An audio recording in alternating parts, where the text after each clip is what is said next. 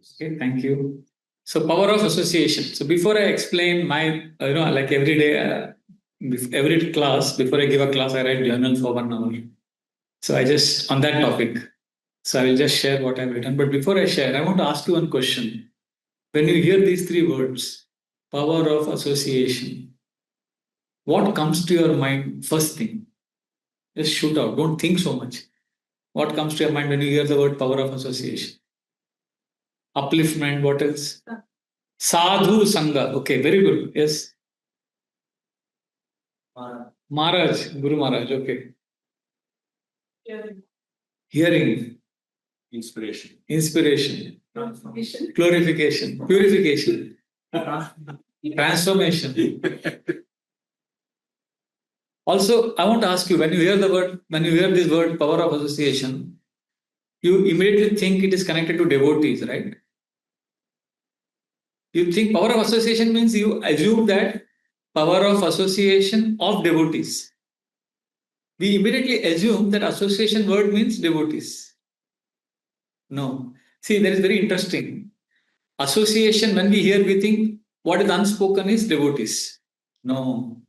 See, the classic example today, while coming for the program in the car, we were discussing that Duryodhan got so much association of Vidura, Bhishma, Drona, even saw Krishna also. But still he remained rascal. And Narada got very little association of Bhakti Vedantis when he was the son of a maid servant, and his life dramatically changed. So, today we are going to discuss a little deeper topic because I see that in Farmington Hills, the community is very seasoned. They are all devotees handling intense problems. There are new people also, but I think mainly I see devotees serving for many years. So, I think this will, maybe this will serve you better. I want to discuss today on how association is. Can I increase the volume? Association is, today's title I want to give, association uncomfortable but necessary. That is the topic.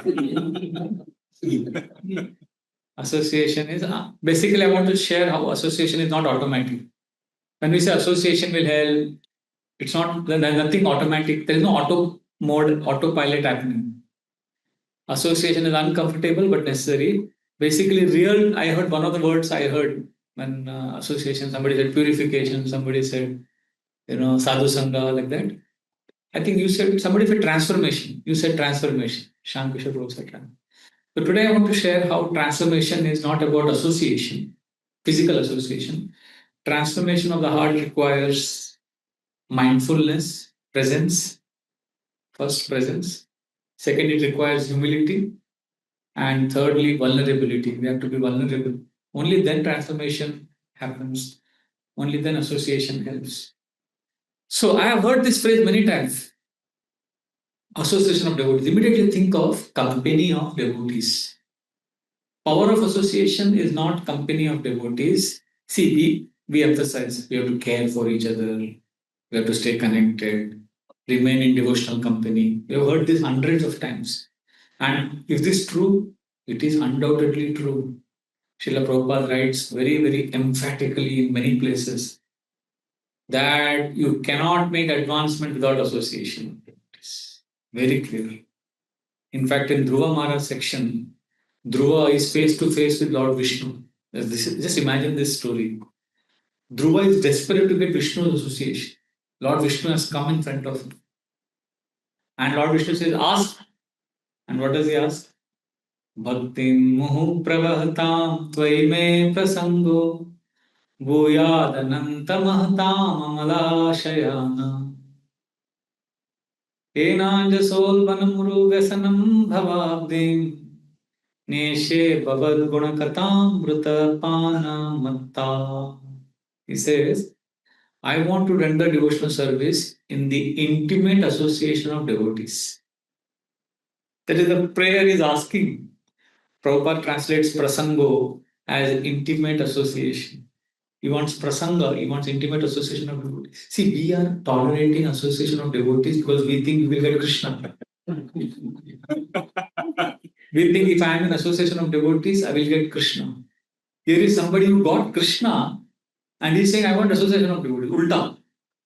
So Dhruv Maharaj is asking for something which you have already got. So for me, for us, association is a ladder we are using to go to Krishna. Here is somebody who has gone to Krishna and he's saying, I want association of devotees. Isn't this amazing? So I'm not denying the importance of association of devotees, but I want to challenge your understanding today. And then he's saying, if I get association of devotees, I'm trapped in this ocean of suffering. I will be able to get out of this ocean of suffering. Therefore, I want to Krishna, oh Lord Vishnu, I want to become mad in the association of devotees by hearing about you. Panamatha, I just want to hear about you. So in the purport to that verse, Srila Prabhupada writes, anybody who thinks who can make spiritual advancement without association of devotees, he is in hallucination. But there can be nothing more emphatic, nothing more graphic than this. So yes, I have no doubt, we have no doubt we need association of devotees.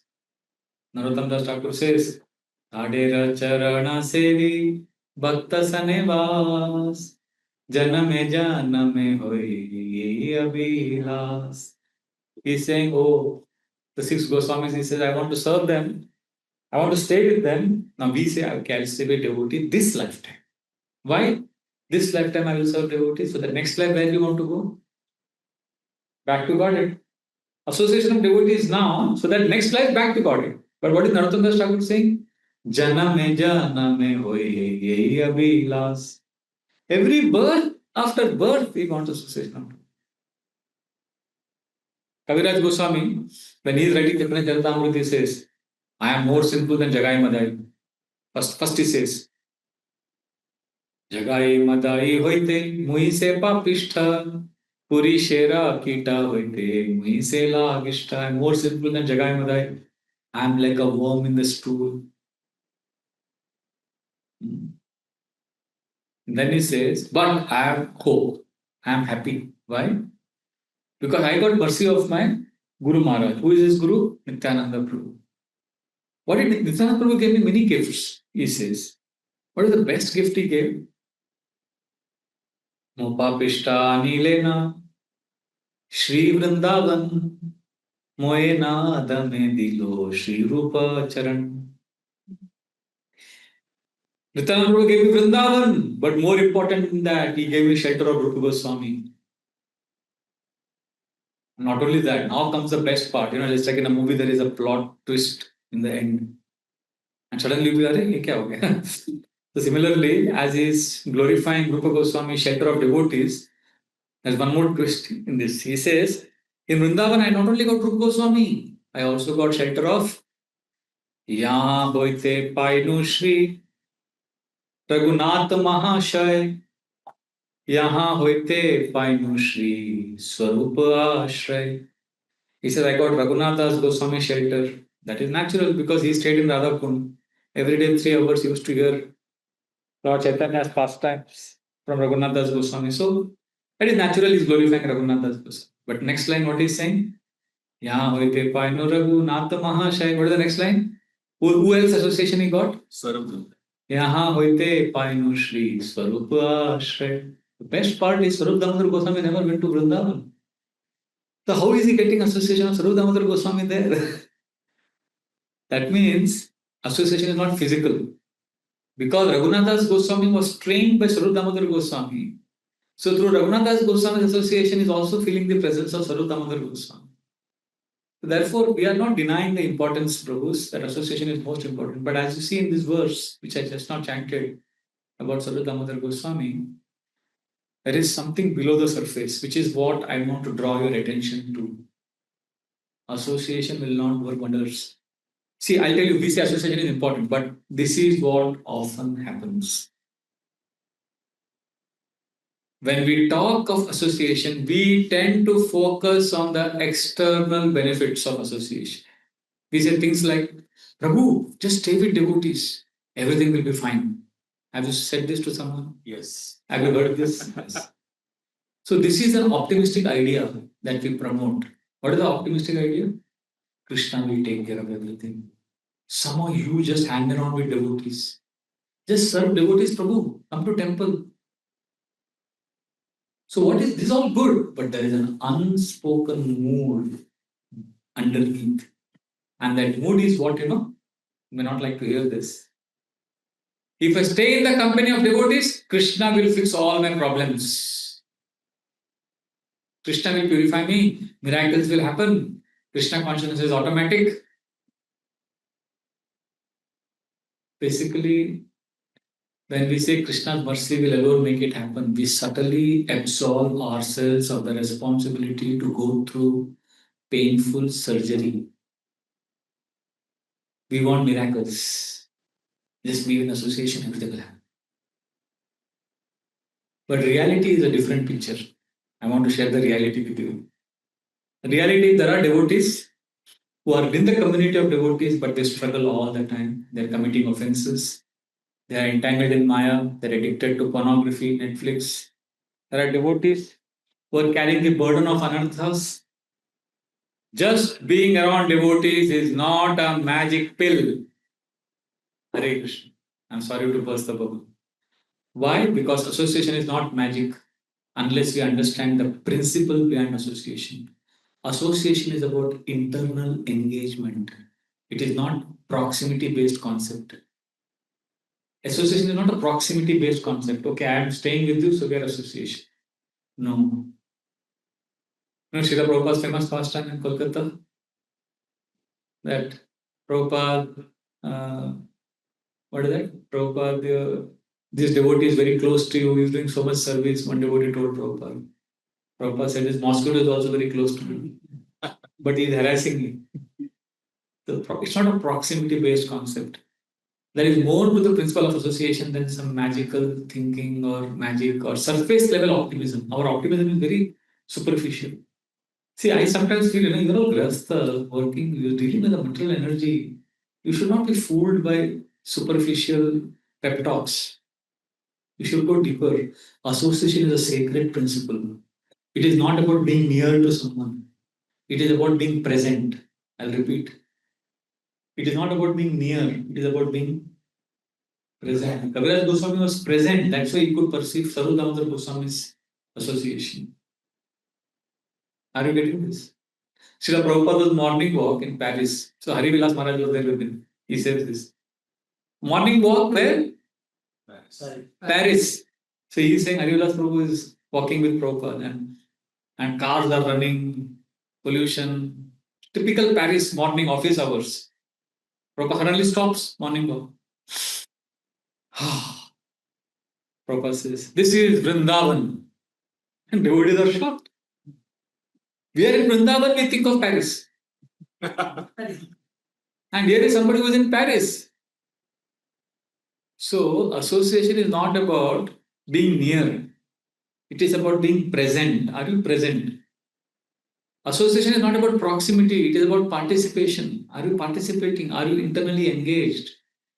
Basically, in simple words, association means allowing ourselves, listen to this, it is allowing ourselves to be influenced by whatever spiritual vehicle is in front of us. Like, for example, DT worship. We are doing DT worship. How many of you do DT worship here in this temple? Oh, thank you.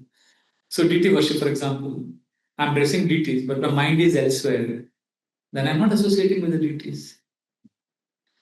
If I'm present, if I'm listening, if I allow the process to touch me, to change me, to influence me, then I'm associating. Are you getting this? The same is true with japa. And the same is true with devotee association. Can we allow devotees to influence us? Basically, this goes beyond right and wrong. This goes beyond. See, it's not about right, it's about being radically receptive. Am I receptive? Am I present? So, to be influenced means, as Shamisa Prabhu said, can we open ourselves to be transformed? Can I allow this association to change me? Even when it is uncomfortable. That is the main point. In devotional life, We think Krishna has come to comfort me. I'm suffering so much. Sorry to disappoint you. Krishna doesn't simply comfort you, he also confronts you. And how does he confront you? He confronts you through others. He sends other devotees. And what we do, we resist that influence. How we resist that influence? By defending our ego. We rationalize our faults, or we selectively filter who we allow inside our life. So we are missing the very mercy that we are praying for. So what happens if I resist influence? I'm guarding my false ego. See, I know we guard our false ego like as if it's a precious diamond jewel that you have. How we protect this jewel? Kohinoor diamond. So like that we protect our ego.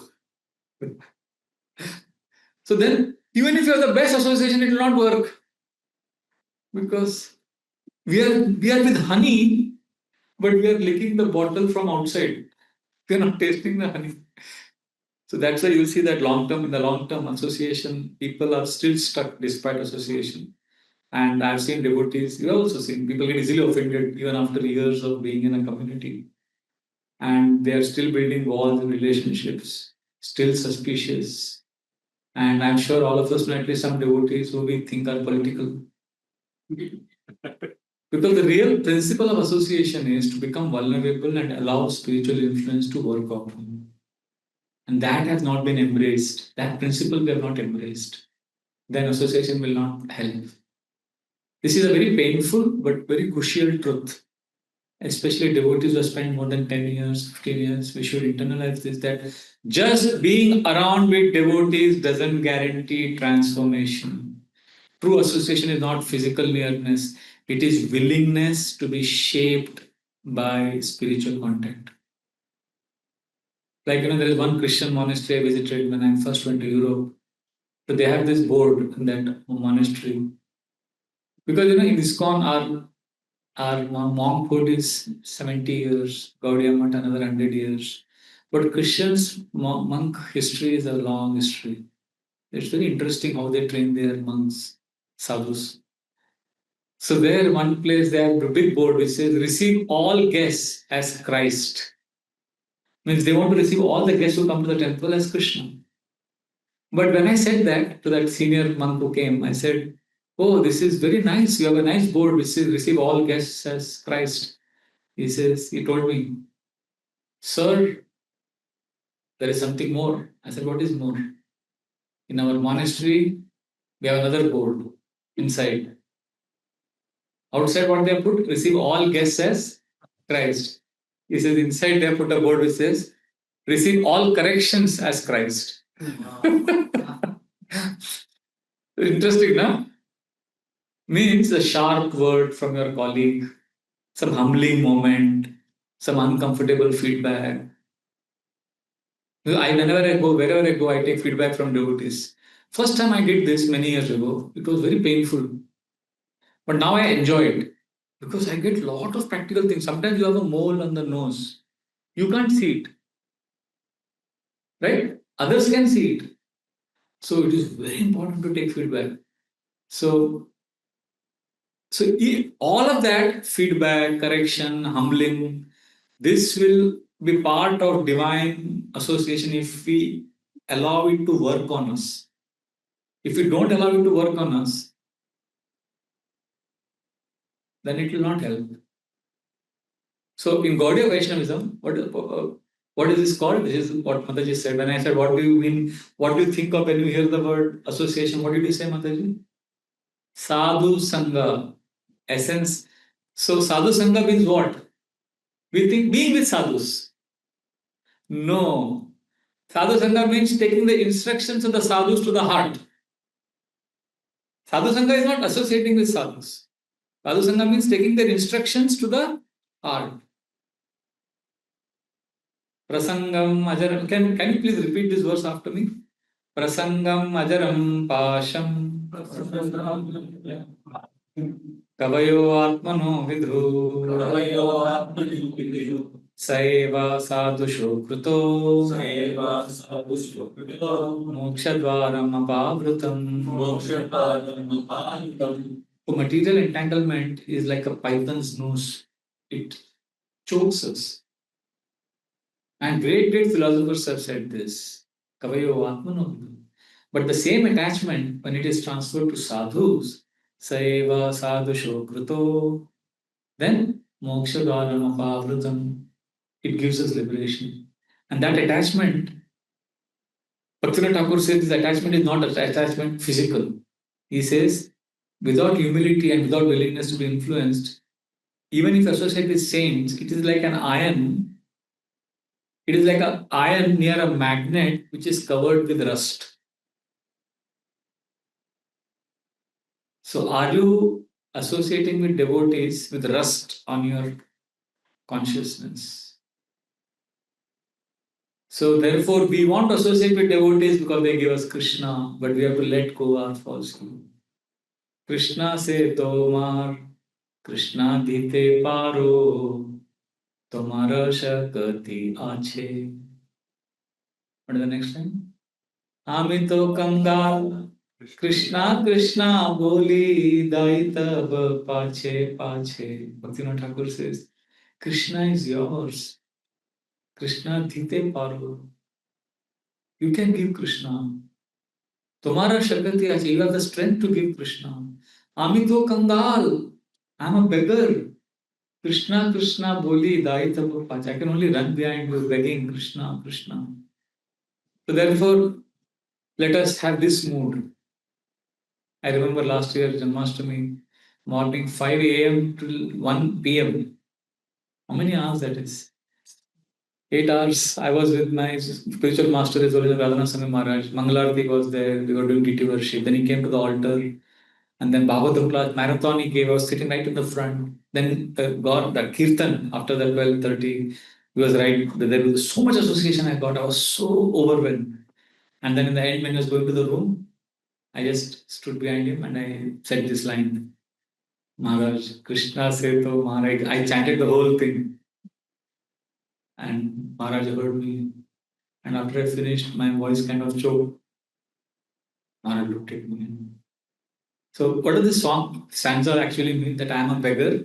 You are Krishna, please give me Krishna. So Maharaj, basically I was telling him that I don't know what is Krishna, you are giving Krishna. So I just told that. Maharaj looked at me. Maharaj said, Prabhu, we are all beggars. We have to beg. So therefore,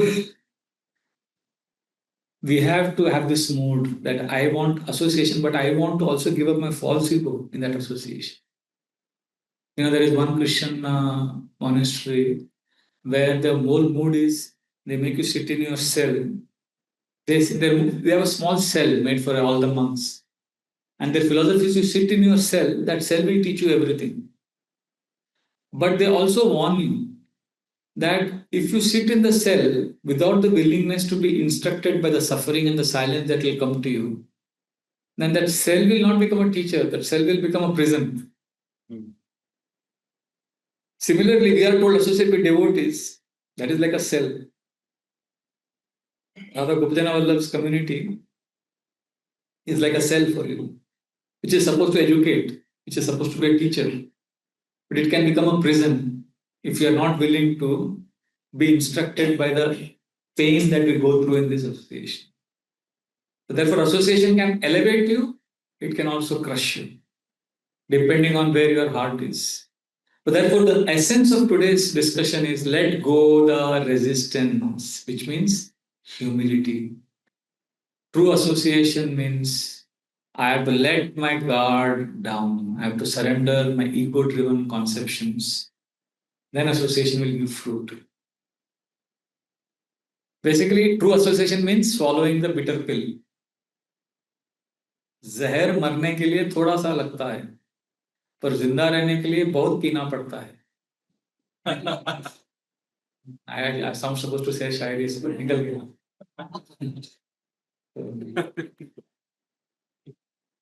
So when Krishna reveals our anarthas, Krishna tells us what faults you have.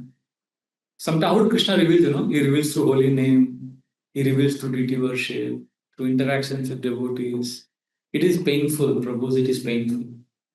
We all know it's painful, but instead of running away or rationalizing, we should remain present, hold steady, stay humble, and hold on. This is the mystery of bhakti, where in the place where the ego is most affected, in Krishna consciousness is the most amazing thing. Huh? The place where the ego is most affected, that is also the place where you are most likely to see the true power of association. So therefore, you see in ISKCON there are so many beautiful lectures on YouTube on care, love, devotee association. But still, you will see so many devotees are struggling with misunderstandings. They are struggling with false ego issues, broken relationships. Do you know devotees struggling with broken relationships, false ego, politics? Because somewhere deep down we are assuming that association itself will do the work. Somewhere we have this, somewhere it is there. And that is why we think I don't have to change internally. But association does not work automatically. It works only when we are willing to become humble and surrender. Only then holy names help. Only then the deities reciprocate. Only then devotee company becomes nourishing. Kabe Sri Chaitanya More. Can you repeat this verse? The beautiful verse. Kabe Sri Chaitanya More Koribe no doya. Kabe Sri Chaitanya More Koribe no doya. Kabe Ami Pai Bo Vaishnava Pad Chaya.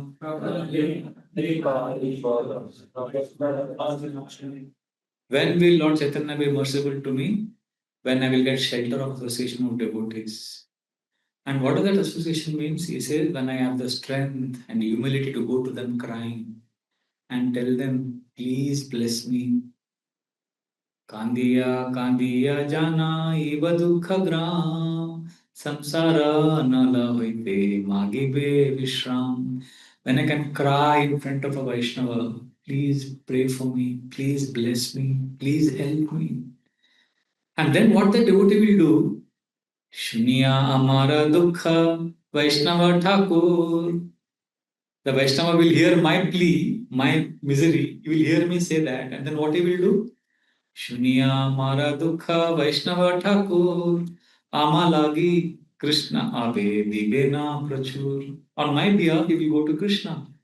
And he will say, Krishna, he is suffering. Please help him. And then what will Krishna do? Vaishnavera Nivedana Krishna Dayamay. Ena Mara Prati Habena Sadaya. Krishna will say, oh, my Vaishnava is praying for him. I will fulfill this desire.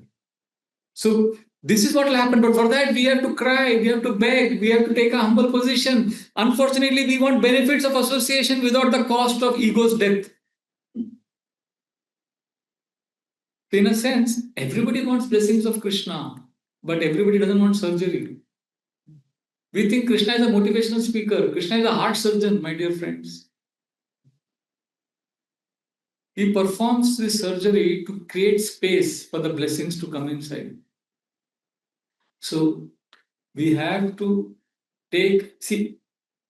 unfortunately, we have external association, but internal insulation.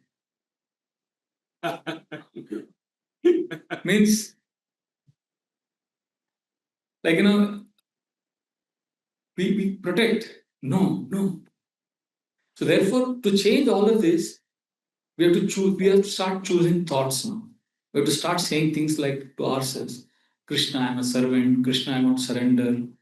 Like we have to consciously speak to Krishna and then receive his presence by being mindful, by being present. So like in external world, how do you communicate? You speak and you listen. Similarly, in our inner world, speaking is equal to choosing thoughts. When we are choosing thoughts, we are speaking with Krishna.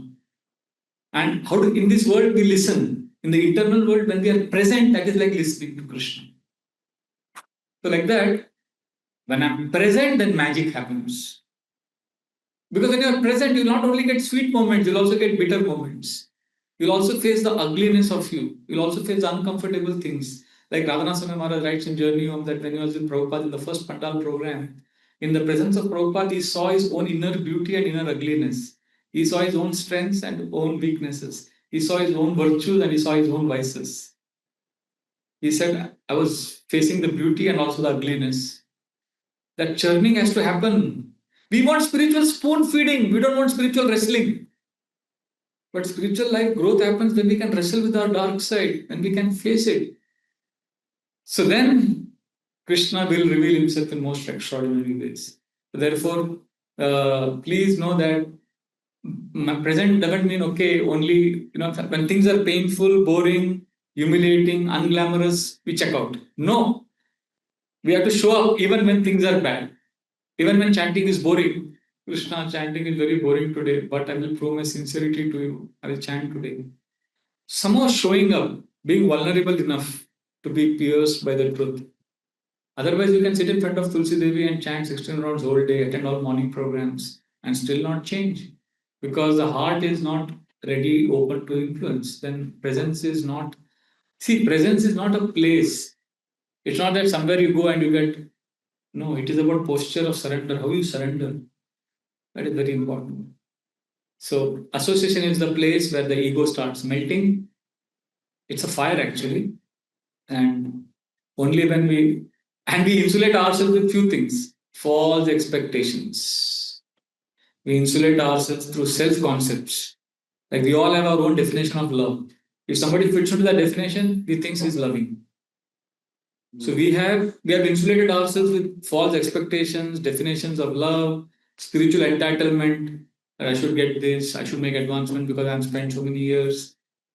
But only when we can stop insulating, the fire of association will remove the impurities of the ego.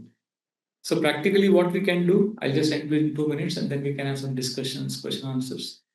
So practically what it means is we can start like this. First step, when we're in association, let's stop looking for comfort and look for not look for association that simply affirms us. Let us also look for association that reveals us. Something I can learn about my anarthas, my weaknesses.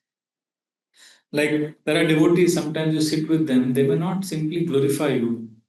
We like to associate with those whom we feel easy to go get along with. But sometimes you could ask some devotees, Prabhu, what is that one area you think I could work upon? Try to ask this. And when that person says, don't defend yourself, just listen. So at least one devotee, at least every week to one devotee, we can reveal our heart and ask questions like, Prabhu, how do you deal with envy when it arises in your heart? Or Prabhu, how do you, what helps you chant with feeling? We don't ask these kind of questions. Okay, Prabhu, what part of your ego is breaking right now? How you are progressing? Actually, one Indian, we did some research on spiritual organizations in India. We went to Gujarat and we went to Bengal also, where they have sadhus staying. So in one place, they have a rule. The sadhus there, they pair up. And they have to go on long walk once a week. In that long walk, they have to share their hidden struggles with each other. With confidentiality rule is there.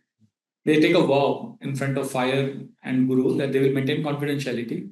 Then everybody is paired and they go on long walk where they share their hidden struggles. And they say that when they do that, they invite God between them. That mood they have. This is few techniques we could follow. Jai Shri Shri Radha Gopi Jana Vallabha Bhagavan Ki Jai. Shri Patit Pavan Gaur Hari Bhagavan Ki Jai. So this is one way you can try associating with devotees, asking questions only.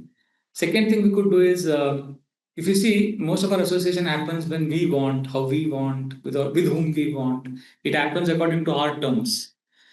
But I've also seen that some of the best association happens when uninvited moments also.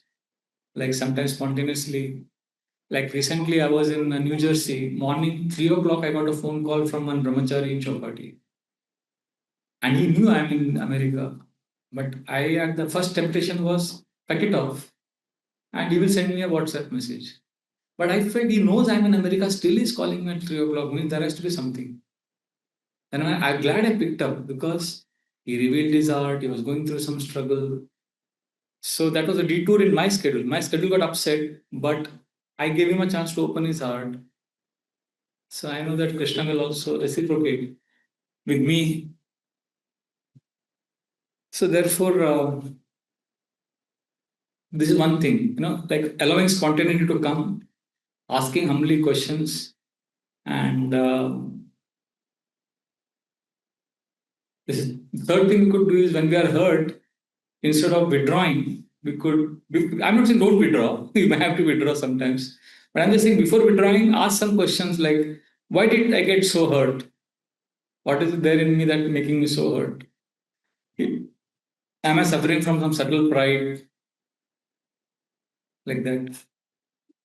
Also, one thing that helps us overcome our false ego and get benefit of association is when we do some voluntary service without wanting any appreciation. I'm not saying all the service, at least some service.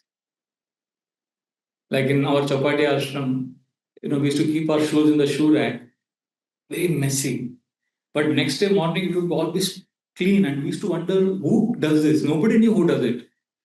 Then one day, our temple president Shaman Prabhu, he got up at midnight to see who does it quietly. And then we discovered one of our brahmacharis, Sankirtan Prabhu. Very quietly, he would get up at 1:30 in the night, clean up the shoe rack, keep all the shoes in proper place, and then go away. He didn't want anybody to know that. So something like that, if we do, so that also helps. So these are some of the things we could try. And prayers, of course. So essence of what I wanted to say was association doesn't work unless I allow it to work upon me, which means staying open when I'm hurt, staying humble when I'm corrected, staying present when I'm distracted, and being honest when my ego wants to hide. If I do all of this, then association will work wonders. Hare Krishna, Krishna Krishna, Hare Hare, Hare Ram, Ram Ram, Hare Hare. Thank you, Hare Krishna. So I ended early at 8:15 so that we can have some discussion because this is a topic where a lot of discussions, scope is there and corrections also, comments.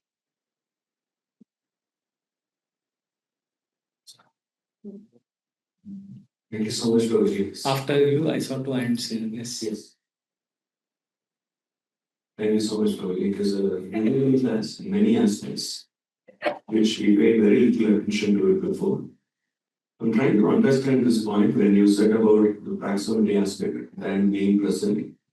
But from the early days when we come to Krishna consciousness, we've been hearing the pastimes of Dhruv Maharaj, where the touch happened, it transformed. Jagai Madai, Mahaprabhu embrace, transformed. Similar with Narumuni, toothbrush of Mahaprasad of Bhaktivedanta, transformed. So that magical moment, that's what made us believe that yes, proximity, being physically there. So could you help us understand? Yeah, that is true. But as we get older, no, Krishna is a loving parent. The parents want the child to grow up. So when your child is growing up, there is something you tell the child when the child is small, but you expect something else from the child when the child is a teenager. Similarly, when we were small and new in bhakti, these things were told to us. But now Krishna wants us to up the ante. He wants us to take our bhakti to the next level where we can offer our heart to Krishna. Now sometimes devotees say, Prabhuji, I have no taste in chanting. Is it because of offenses? So now, ideally, what should happen? Oh, I have no taste in chanting. So what should happen if it is because of offenses? You should become careful, you should improve, and you should get taste. But Kali Yuga products, what happens to Kali Yuga people is, I'm chanting no taste, and then they come to class and they hear there's no taste because of, oh, offenses, I'm so fallen, I'm so bad, I'm so offensive, and they get depressed, and their chanting becomes even more bad. And they lose more taste. and then they hear it is because of offenses, then they become more depressed. So when such devotees, I tell them, no, Krishna, you are lost state not because of offenses. Because Krishna loves you and he wants you to take your bhakti to the next level. He wants you to chant for him, not for yourself. Similarly, when you were new, you heard, Dhruva was touched, magic, miracles. So you got attracted. Then you came to Hare Krishna. And now Krishna wants to say, will you chant when you don't feel like chanting? Will you do bhakti when your ego is crushed? So Krishna wants to see how much we are loyal. See, our bhakti, unfortunately, it is emotional bhakti, not existential bhakti. Yes. Emotional bhakti means, I feel good, so I am doing bhakti. Oh Prabhu, what a beautiful festival. Wow. Deities are dressed so nice. Wow. Kirtan Mela was ecstatic. It's all about I only. Existential bhakti is, I'm not feeling happy today, but I will serve Krishna. That is, whether I'm happy or not, I will serve. That is existential bhakti. From sense gratification, we gave sense gratification, but we are now engaging in emotional gratification. I want to feel good. So we are that. Existential bhakti is very far. So when we were new, we were told, chant Hare Krishna and be happy. Now after 25 years, I am told, chant Hare Krishna and make Krishna happy. I'm like, oh, really? See, if I didn't understand it the first day, Krishna will teach us sooner or later. And we are stuck like a child. The child means chant Hare Krishna and be happy. Krishna wants us to become an adult, which means chant Hare Krishna and make Krishna happy. Then we experience true happiness. So are we willing to grow? If no, then Krishna will crush our ego. So we were children, so we got away with a lot of things. That's why that you have this journey of self-discovery course here. You do. What is that called? Discover yourself, Bhagavad Gita course. Yeah. 6-session course, journey of self-discovery. What is the first session? Searching for happiness. Searching for happiness. I don't do that in Mumbai. First session I call it as search for not happiness. I say search for relationship. I say ISKCON will promise you relationship with God. It will not promise you happiness. The relationship will include happiness, anxiety, challenge, responsibility, happiness also. But unfortunately, we are happiness addicts. I want to be happy. It's all about me. That's why we are miserable. So Krishna wants us to have a relationship with him, not look for happiness through him. So that's why we go through this shift as we get older. Sorry, choti muh badi baat kar diya. Yes, Mataji, I saw hands, 2 hands here. Yeah. Let tell me when to stop. Yes, I will not know time. Thank you so much. Thank you. I remember your beautiful question at Manmohan Prabhu's house last year. I'm still processing and applying some of these lessons that you've Prabhu, you shared that association can elevate and crush. So my struggle is the crush part. So can you shed some light as how we can take both as elevation? Actually, crushing is also elevating us. Okay, let us be practical. Sometimes devotees, you feel very hurt. Don't just torture yourself by going to that devotee again and again. Be practical. Go to other devotees in the community. No. Sometimes we think that to surrender. No. Birds of same feather flock together. So give yourself some breathing space. Be practical. So, but you can't avoid. Because Hare Krishna devotees are very unique, what they do. This is what they have. All of you have this. Every Hare Krishna devotee will have this on his right hand. What is this? Beats under Giriya. Like this. Hare Krishna, Hare Krishna. All of us go like this in the temple. But something you're not able to see.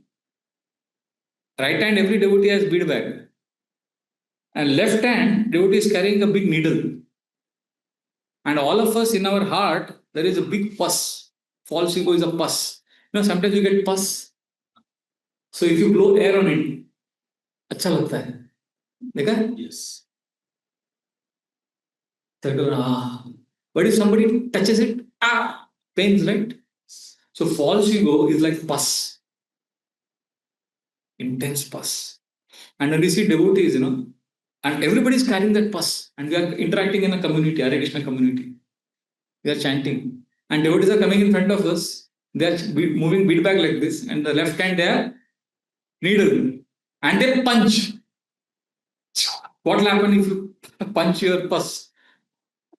This is not to encourage you to carry and punch others also. I'm just saying this is how you should take when your ego is crushed. That devotees are carrying the needle. So it's very painful. Wow, it's very hurtful. We all go through that. That time just tolerate. Go to some other devotees, cry in front of them. When somebody will get who will satisfy you. But don't leave the association just because our ego is hurt. So crushing is part of the process, but it is not everything. And don't deliberately go and get your ego crushed. It will happen. Because Krishna is very perfect heart surgeon. Is that okay, Mataji? It's tolerate. I went to some of the senior most disciples of Prabhupada who are serving and in very good standing. Like, Kripamaya Prabhu and Guru Charana Padma Mataji. They are ISKCON gurus. They have been Prabhupada disciples for more than 55 years. Very sincere devotees. And I went to him recently, 3 months ago. I asked him, Prabhu, any instruction for me? Like, I'm your younger brother, help me. Vraja Bihari, just don't give up. Many devotees say this. I'm not just one. Just hold on. At the right time, everything will fall in place. All the dots will be connected at the right time. Like you watch a suspense thriller movie, initially you don't understand why that gun is hanging on that above that painting, or why is that hero rubbing his ear. And the last 5 minutes, all the scenes make sense. Oh, that gun was hanging because the bullet was fired from there. He was rubbing his ears because he was sending a coded message to the killer. All that you understand in the end. Otherwise, the movie is going on, you're wondering what is happening. Similarly, you are thinking, why he crushed my ego? Why he spoke like that? Why he did that? We don't understand what is happening in our life. We are confused. But just when you are dying, the movie, everything. Krishna is the best director. Krishna is the best director of your movie. He is directing. Right time, everything will make sense. That's why they say, don't give up. Continue to act according to the director. Director rule. Yes, please. One question and one realization. First, share your realization. I want to hear. I was just thinking when you were talking, we should be vulnerable, not have the isolation. I was just thinking we Grihasthas are in a way so lucky that we have our children or spouses always around us, right? With them, of course, we build the toughest insulation, whatever they say. Before it comes to us, we push back, and at the same time, we are vulnerable. They see us in the most rawest form, day in, day out. So, if only we could read this every morning and apply that principle with them and remove that insulation and take feedback from them and try to improve. It would be so nice for our listeners. Thank you. Thank you for sharing this. And Prabhuji, my question. I'm hearing you. Prabhuji, so everything that you shared, Prabhuji, is that only applicable in the realm of association with devotees? How do we manage relationships and association with relatives who we can't avoid or who are so close to us, but they may not be devotees? Even they crush our egos, or there may be so many resistance in our associations with Prabhuji. Any light you can share? Oh, it is tough. I had experience of that also, although I'm in the ashram. So 3.5, 4 years I had to deal with my close relatives during my last 28 years in the ashram. So there were 3.5 to 4 years of dealing very closely with them because of some things I had to do for my mother. So I realized what it is. And after that, my respect for Grihastha was multiplied 100 times because, in between that, in that 4 year period, for 9 months, I stayed in my house with my mother. I actually lived in pant shirt, going around running hospital bills, managing, and how much I was struggling to just complete my 16 rounds was too much. So, and then I realized no time to study, no time to do anything. And then on top of it, after all this service, you get ingratitude. And so I really respect the grafta, and I couldn't manage it. After that, I came back to ashram. As I told, like I settled my mother in a proper place. I did whatever I could do. So first point is I I'm not the best person to answer this question because I couldn't sustain that service. Secondly, the principle is same. Relative, see, there is something you're getting because of which you're staying connected. So that is the price you have to pay. In association of devotees, we tolerate the ego crushing because we get Krishna. There you're getting something, so you have to tolerate. People tolerate the boss because they're getting money. So there's a trade-off. Nothing comes. You have to ask what you are doing, for what is the price you're paying for what you're getting. Sometimes people say, Prabhuji, your brahmachari ashram, how you are managing, or what will happen in old age. I said, see, I'm paying a price, but I'm also enjoying the benefits. So we have to always see the cost benefit analysis. So how much you have to tolerate your relatives, you see what you're getting. If you're not getting anything, then cut off the relationship. But you cannot avoid the false ego being crushed. That we cannot avoid. So that is there. And non-devotee relatives can be ruthless, insensitive also. So it can happen. So life is tough. So there are no easy shortcuts. But I think exchanging notes helps. Like I'm sure there are many grahasthas like you. You exchange notes. I can tell you what happens in the brahmacharya ashram. There also the false ego gets crushed, but in a different way. In grahastha ashram, we have an inbuilt feedback mechanism. Even if you don't want feedback, you get over feedback. Here we want feedback, but we don't get feedback. Because everybody is in their own world. So that danger we have. And we don't get love the way we think we should get love. Like after, if I give a class, you may appreciate me. Prabhu, thank you, good class. Another brahmachari, I know a very close brahmachari friend in the ashram. Last 28 years we are together. He has never appreciated me. Never, not even once.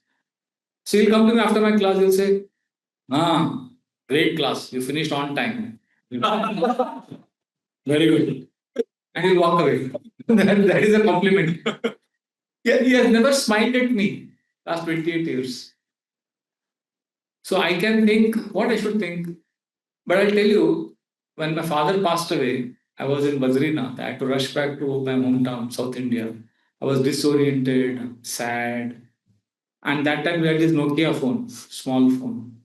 So this friend, this ashram brahmachari, my colleague, every day, morning and evening, he would call me. Brajbehari, how are you? I'm okay. Is your mother okay? Mother is okay. You take lunch? I'm going to take now. You want something? No, I think I'm managing okay. And he would be silent. I would be silent for a few seconds. Okay, I'll call in the evening. Disconnect the evening. You would call. What is the news? I said, yeah, going on. So like that every day for 13 days, morning, evening, you would call. No emotional talk. No, and it's not that he has been asked to call me. So you think he loves me or not? But if my definition of love is, you should say, I love you. If that is my definition of love, then is he loving me? No. But if I understand his love language, then I will know he's loving me. So we have a screwed up definition of love. Each one of us is carrying some idea about love. Somebody thinks if he appreciates me, he loves me. See, love has different languages of love. For some, love means do seva. For some, love means appreciate. For some, love means give gifts. Like in our ashram, there is one Punjabi devotee. He's very expressive. Punjabis are very expressive. Ah, they jump for small things, they jump and dance. And we have one South Indian Iyengar Brahmin, extremely pure, very shy. From childhood, they used to hear that dancing and all is low class. So he comes to Hare Krishna, and in Guru Puja, he would be standing behind gently like this. And this Punjabi devotee, in front of everyone, he would grab him in front of everyone, pull him in the center of the kirtan, and beat him on the back very loudly, would slap him. And he would push him, throw him, and you would feel he's so insulting. He's so, and both are my counsellors. So one fellow would come and say, he's so insulting, he beats me, insults me in front of everyone. And that Punjabi fellow would tell me, he's so snobbish, so akudu, he stays alone. So one day I confronted that Punjabi devotee. I said, why do you insult him in public in front of everyone? You're beating him like this. He said, Prabhu, I did that because I love him. I said, really? He said, yeah. If I don't like him, I will ignore him. The fact that I made fun of him in front of everyone means I love him. See? And that's what I was thinking. Because he made fun of me in front of everyone, that means he hates me. So we have all some idea in our own head about different things. So I think you have to pay a price for what you want amongst relatives. And also understand that sometimes it is loving because you're getting some emotional support from the relatives. So you have to bear the price. But if you're getting nothing, then leave them. Start a new family, new relationship. With, have devotees as your, because some people have a lot of painful things from the abuse and all of that. Then leave. Come to the shelter of Gopi and all that. But otherwise, you have to pay a price.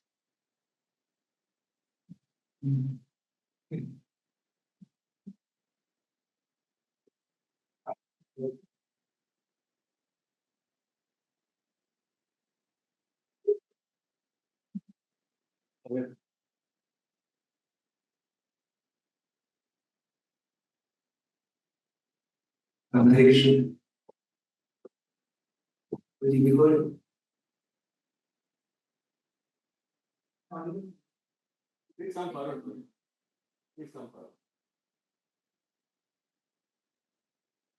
before asking a question, because my question is based on your 3 points actually. You said ego will get met in the association of devotee, and Krishna is surgeon, he is not motivational speaker.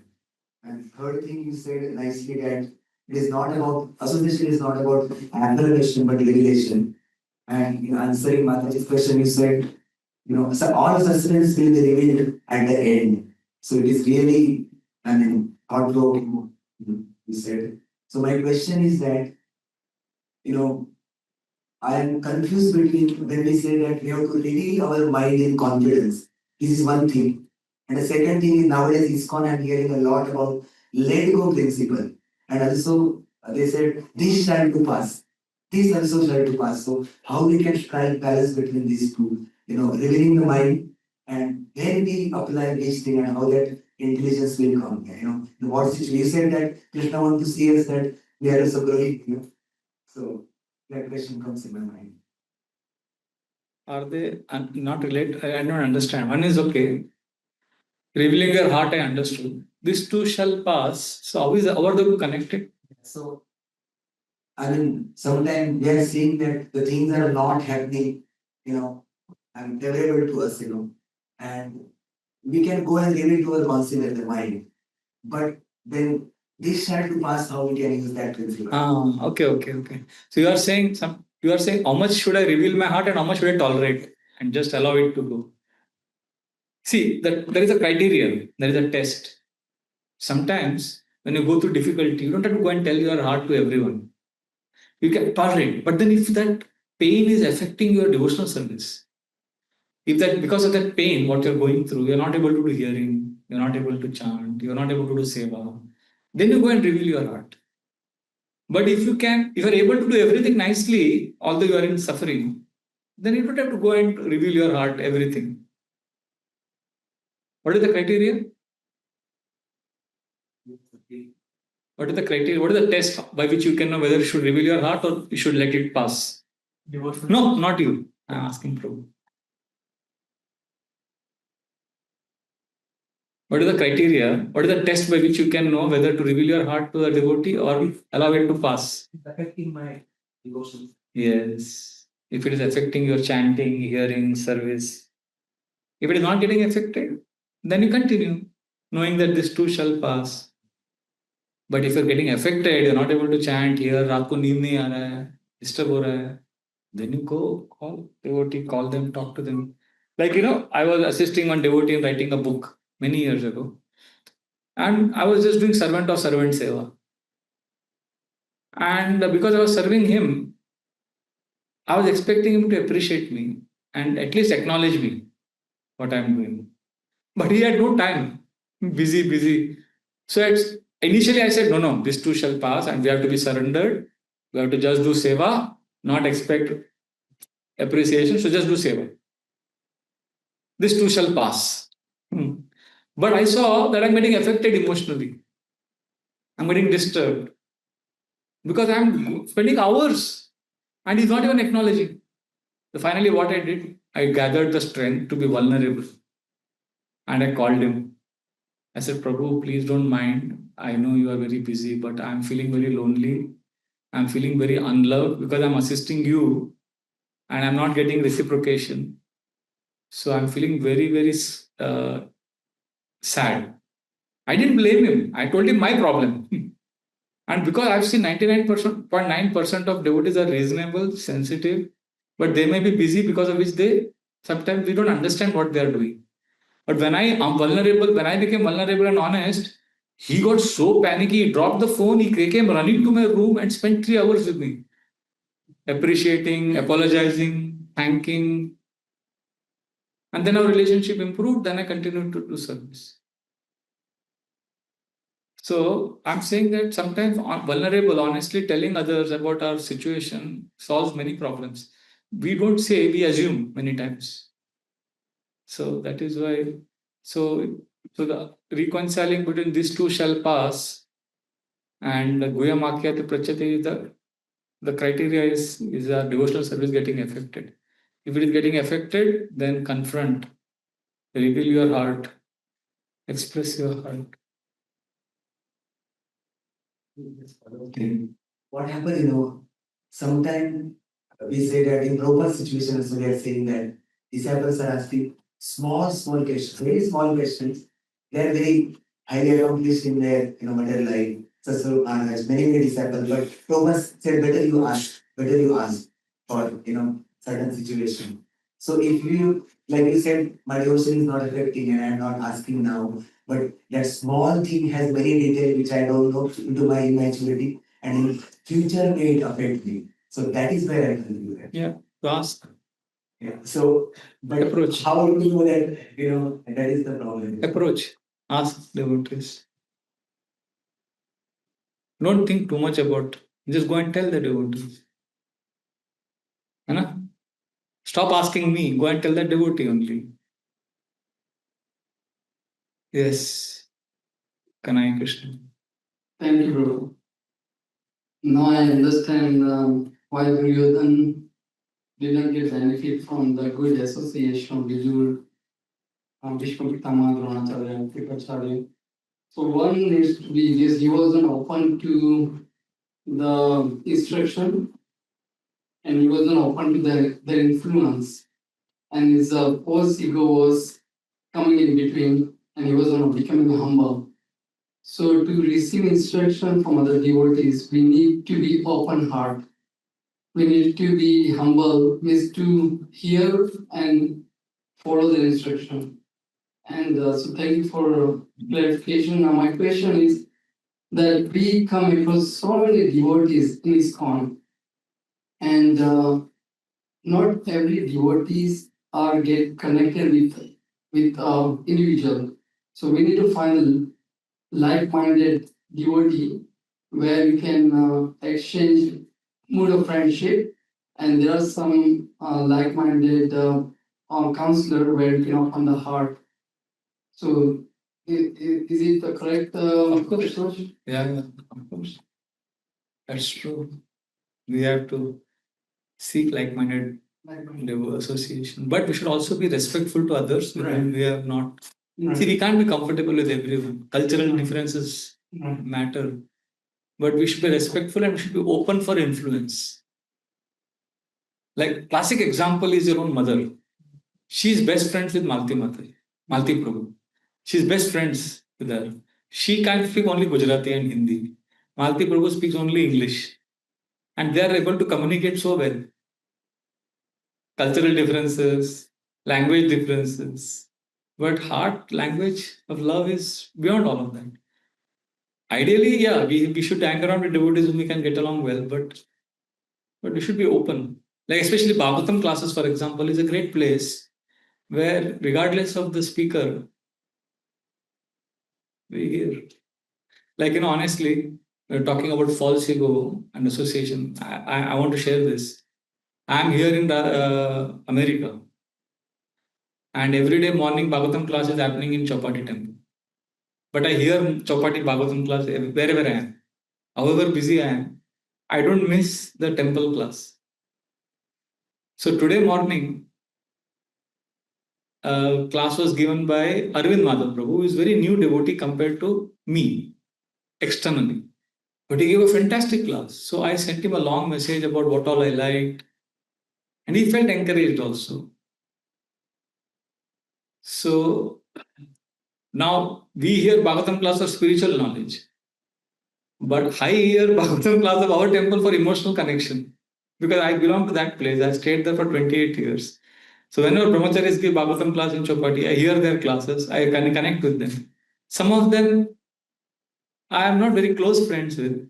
Some of them I'm close. Some of them, so that's okay. But I'm associative. I may not spend a lot of hours with them, but we can always get common ground. We can always be respectful.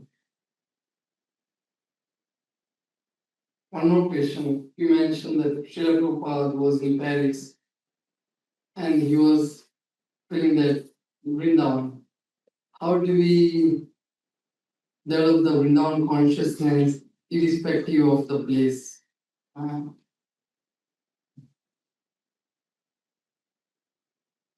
It's difficult. Prabhupada could do it because his consciousness was evolved. So you can have an altar at home. And you can't artificially do it. See, Prabhupada, difference between Prabhupada and us is we chant Hare Krishna because we want to develop love of Krishna. He chanted Hare Krishna because he had love of Krishna. So for him, that's why he could see Vrindavan in Paris. And we are seeing Paris in Vrindavan. Because for us, Hare Krishna is a means to get love of Krishna. For him, Hare Krishna was the end in itself. We are executing bhakti. What we are doing is called executive bhakti. We are executing it. What he was doing was effective bhakti. His bhakti was effect of love of Krishna. Because he loves Krishna, he was chanting, So we can't artificially go there. So what we can do at our level is at least chant, associate with devotees, come to temple, create Vrindavan mood at home, have festivals, and see this place as Maya Nagari only, America only. We can't artificially think like what devotees told Prabhupada. Prabhupada will go to this disco bar in the night to do kirtan and give them Harinam. It was a complete liquor bar, dance club in America. Prabhupada said, but make sure that you come back. Because they'll go inside, they may get distracted. We can't say this is Vrindavan, Vrindavan. We can't artificially say that. Better to see this place as Maya Nagari only and not as Vrindavan. Because we are living in duality. So we have to Maryada mein raho. We can't go beyond our limit. We can't imitate Prabhupada. So I don't see America as Vrindavan. I see America as America. Paglon ka desh. It's crazy place, it's intense. But Prabhupada could see Vrindavan everywhere. So, is that okay? This is related to like a couple of answers already, but there's this kind of like dichotomy between you were saying like thinking of Krishna and again putting your mental effort into devotion, but I have been like a Zen Buddhist for a long time, and there's a very it's similar but very different philosophy where it's no attachment to anything, and it's no attachment to like material world. So my question is, how can I reconcile being mindful when chanting and during devotion, but still is it possible to also keep my mind focused on Krishna, or is like where does that distinction happen?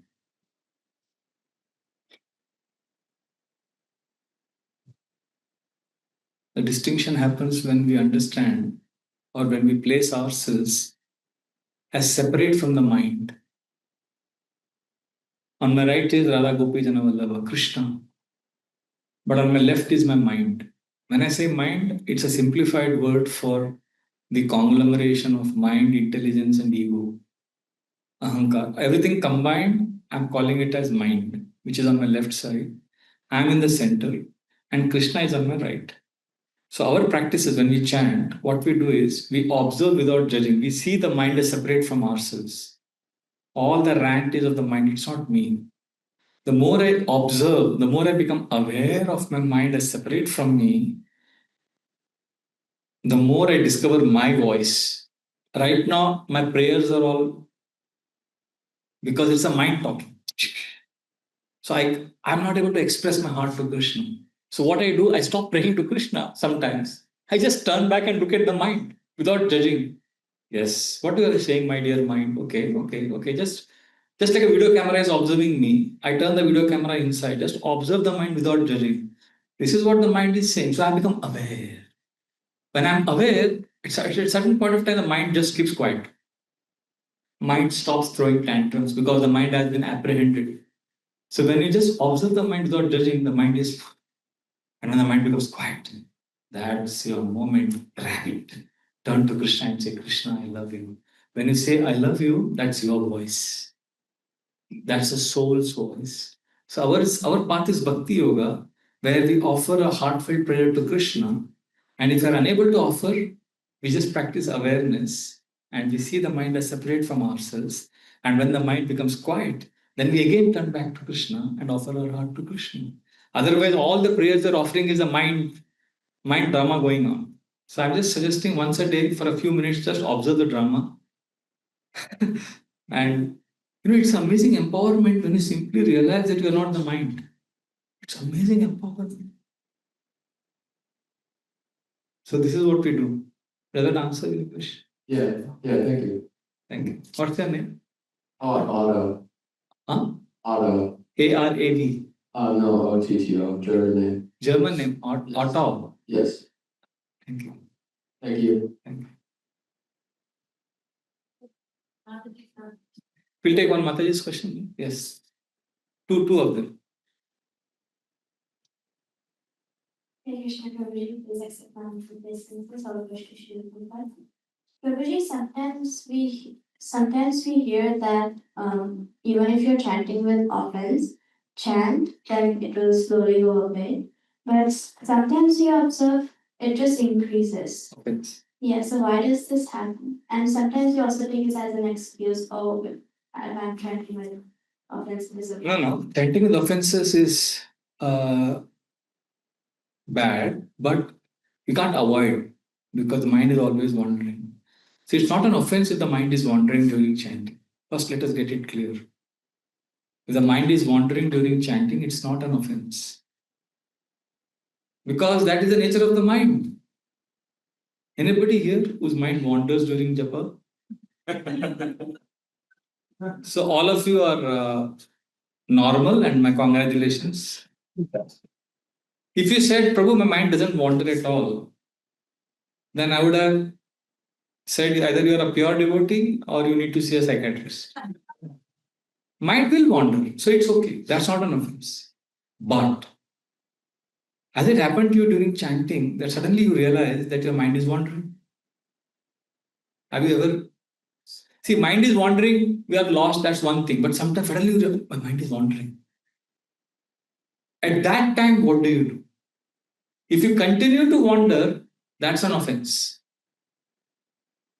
But if you come back, that means you are practicing nama bhas chanting. You are clearing the mind of the offenses. So we say one of the 10 offenses is to maintain material attachments is an offense. Remember? It doesn't say to have material attachments. To have material attachment is not an offense. To maintain means that means you're not cleaning the heart. So keep cleaning the heart. Let the mind wander, but you keep coming back. Then it's not an offense. Is that okay? Thank you. Hare Krishna, Guruji. Very nice explanation. So my question is, in our house we have Jagannath Vedra Subhadra, and Jagannath is Krishna himself. So I'm doing all the things, but I don't have that consciousness that Krishna is present there. And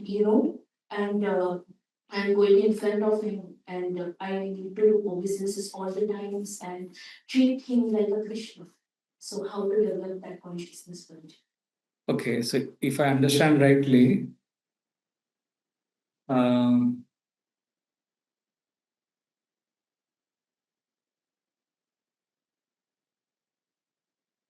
just give me a second.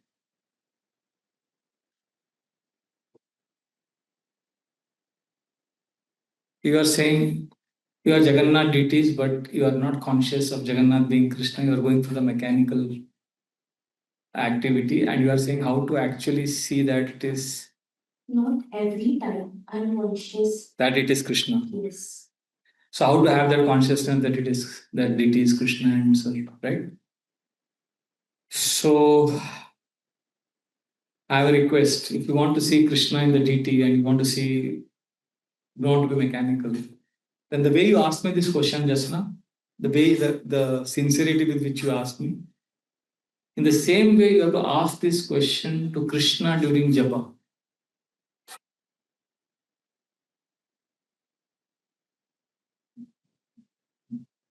We often ask questions in classes and we look for answers from speakers. My question is, do you ask these questions to Krishna during japa? We don't ask because Krishna may not answer immediately, but he will eventually answer. And that answers will be more liberating, sometimes painful also. And we want to avoid surrender. We want comfort. We like to ask questions in classes because the speaker will always be nice to us. And he will also answer immediately. Sometimes he may quote Shairi also. So it's nice. But Krishna's answer is deeper, but it will take longer. Krishna will wait to see how sincere you are in your questions. So you have to keep asking Krishna every day in japa. Asking questions to Krishna is bold and necessary step in bhakti. See, we have become unfortunately conditioned to learn through external lectures and seminars and YouTube videos, but we are not habituated to getting answers through inner listening. We like external listening to get answers, but there is internal listening also. So therefore, what happens? We all know the philosophy, but we don't know our own heart. We will quote Shastra, how to get attached to Krishna, but we will not be able to get attached to Krishna in our own heart. That's why I saying in the class that we like spiritual spoon feeding. We don't want spiritual wrestling. So the heart surgery Krishna will do, that heart surgery happens when we are alone in our japa, in our prayer. Doesn't happen in the seminar hall. The surgery will not happen here. So therefore, we can only guide you, or you can guide me. We can guide each other. But only Krishna can reveal to us what we need to do. So therefore, stop outsourcing your inner work. we'll share as a friend, as your older brother, somebody who loves you. We'll care for each other. But ultimately, your spiritual growth doesn't depend on finding the right speaker. It depends on becoming the right listener. Means basically you have to listen during japa, during prayer. You have to be present. Otherwise, you will remain informed but not transformed. So, therefore, real hard work in bhakti is not memorizing verses or attending seminars. It is letting Krishna humble us, allowing Krishna to reveal not smug solutions but sincere surrender is needed. So, Hare Krishna. Is that okay, Mataji? Prabhuji had a Venkat Prabhu. So, Prabhu, this is the last question. It's 9. Yes. Hare Krishna. So, I know the topic of today's session, right? Power of association. So, what I notice, as far as my experience goes, most of the devotees they praise others. I hardly see anybody correcting anyone. So maybe devotees feel that okay, if I correct, maybe the other devotee may feel offended, and so why do I take that? I don't feel that devotees are taking that responsibility of correcting. My Guru Maharaj says, praise in public, correct in private. We like to correct in public. So what we can do, see, correction is a very sensitive thing. So in your bank account, you deposit money, $10,000 you deposit, then you withdraw $5,000. But can you deposit $5,000 and withdraw $10,000? So your deposit has to be greater than withdrawal. Similarly, in emotional bank account with other devotees, you have to first deposit. You have to appreciate, love them, give them Mahaprasad. Then they feel, this devotee loves me. So when there is deposit of $10,000 on the emotional bank account, then one day you give feedback. That is like withdrawal. Any feedback, any correction is withdrawal.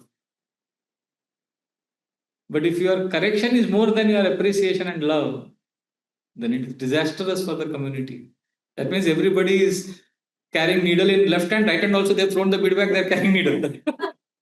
Everybody is with needles only. It has to be love only. Deposit has to be more. Then once in a while you have to give correction. That too privately. That too the sandwich formula. First appreciate, then correction, then appreciate. So like that. That's the reason probably I think nobody actually take that responsibility of correcting. So since we were discussing the power of association, not just meeting, but Yes. going to inner and sharing deeply, right? I think that because of this principle, Yeah. devotees will feel offended. Offended. That's why we need to deposit first. We need to invest. We need to invest in a relationship. Give prasad, respect. You are absolutely right. Devotees are very sensitive to feedback. Because Rupa Goswami, Mahaprabhu said this, that bhakti has disadvantage also. Because as we are hearing and chanting is growing, the bhakti lata bij, which hearing and chanting is like watering the plant. But hearing and chanting is also watering the weeds. The weeds are also growing and throttling the plant. So Mahaprabhu tells Sanatana Goswami that we all have to become expert gardeners. We have to pluck out the weeds. And plucking out the weeds is hard work. So when we are getting feedback, we are getting a chance to pluck out the weeds. It's not easy. But we have to be sensitive. Is that okay? Can we stop here? It's 9:05. Okay. Srila Prabhupada ki jai. Thank you very much. Hare Krishna.